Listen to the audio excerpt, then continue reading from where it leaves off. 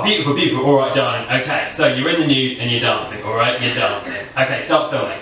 Okay, and then the electrician walks in. Oh no, you're naked. You chuck on a towel, slowly.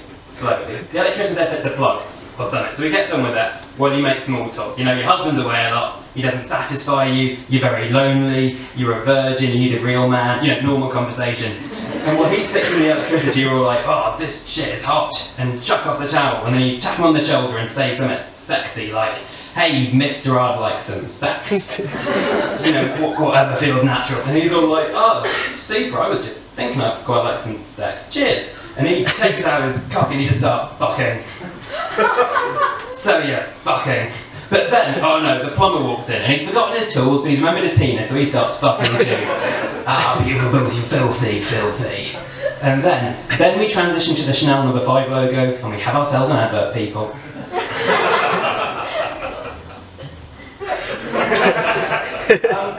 So the openings to this kind of thing can always be quite awkward, especially if you draw attention to that. And so I thought what I'd do here to try and bypass that is to start with some audience interaction and then just to segue seamlessly into the main body of what it was I wanted to talk about, which is the topic of sexuality. Like, I'm telling you this now, it's going to be seamless, you won't notice it, even though I've told you. Like, okay, so I'm going to... you there, what's your name? Hello, Tom. What? You are sexually attracted to me? No, sir, no, not for me. I am not a homosexual, as I learnt after several years of humorous confusion. Okay, so you know how when you're growing up, it's really easy to question your sexuality, and there's often a lot of pressure on young people to fit certain boxes. And I honestly, for some reason, to this day I have no idea why, but I just assumed with near certainty that I was going to turn out gay. And like I genuinely don't know. Like, I'd never felt any attraction to men at all, but for like 4 years, well into my teenage years, I just assumed I was in the closet for 4 years. And I think some of it was my family, because basically when I was younger, I used to wear a pearl necklace. And I was just generally quite sensitive and hated sport, and so my uncle would always call me the queer nephew.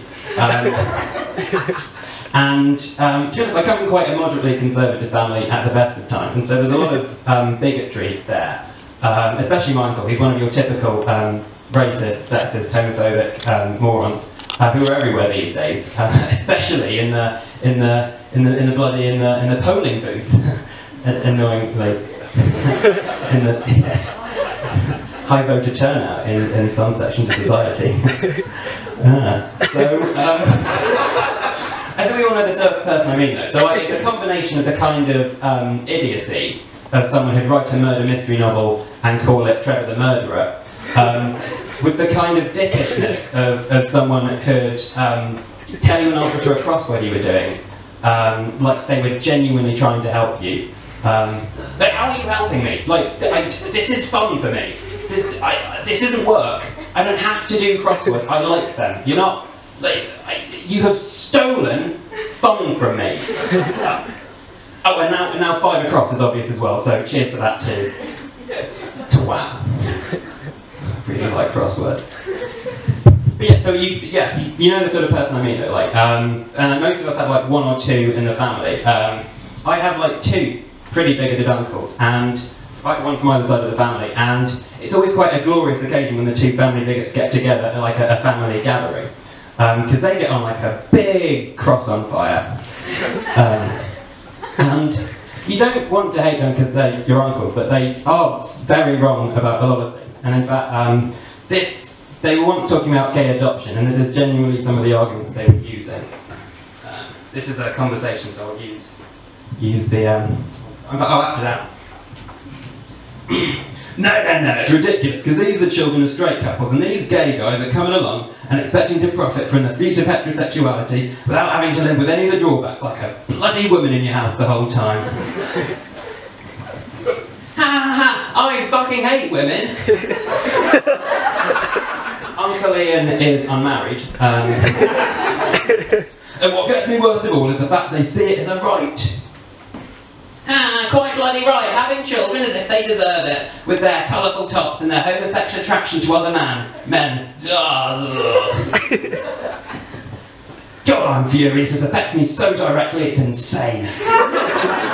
I should point out at this stage, it's not that they were fine with gay women adopting, they just genuinely had no idea that was a thing. My sister told them that women could be gay later on in the conversation, they just could not get their heads around it. Wait, men not being involved? No, that doesn't make any sense. No. And what happened next is just like the worst argument against gay adoption ever, and like, there are no good arguments, so this, I mean, that's like saying, I didn't script that bit, threw it in, and we all saw what happened. Okay. And what these gay, homosexual men, who like other men in a sexual way, don't seem to understand is that with adoption, it's a baby we're talking about, not a man's penis, so what's in it for them? Like, he genuinely thought that the only reason a gay couple might want to adopt is if they got so confused that they mixed up getting a baby with getting a man's penis. The only thing they could ever possibly want. Okay. And the problem with growing up with voices like that, you know, and even just more moderate voices saying things like, oh, this is how a straight person's like, this is what a gay person's like, this is what men are like, this is what women are like, and you had to fit in one of these categories. I mean, bisexual, trans, these weren't words I heard until about the age of 16, and there was just this colossal information failure. I mean, there still is. But somewhere along the way, I just came bizarrely convinced that despite having no sexual attraction to men, I must be gay because I acted a certain way. And like, Elton John was married to a woman, so I'm sure I'll stop liking girls soon. It was and it started about the age of 11 or 12, and I thought while I waited to, you know, start liking men and come out of the closet, I had to put some of the legwork in myself for 4 years. So I'd Google image pictures of penises and just sort of try and convince myself that I like them.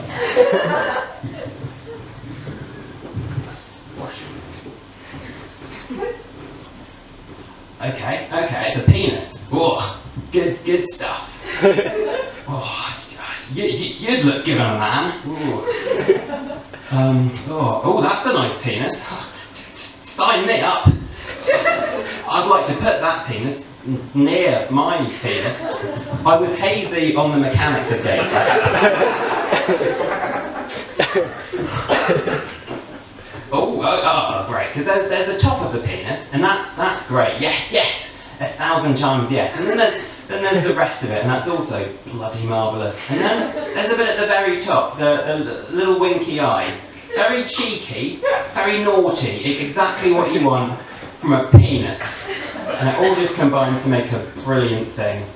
And if I were like, you know, out and about, and someone showed me a picture of a penis, I'd be like...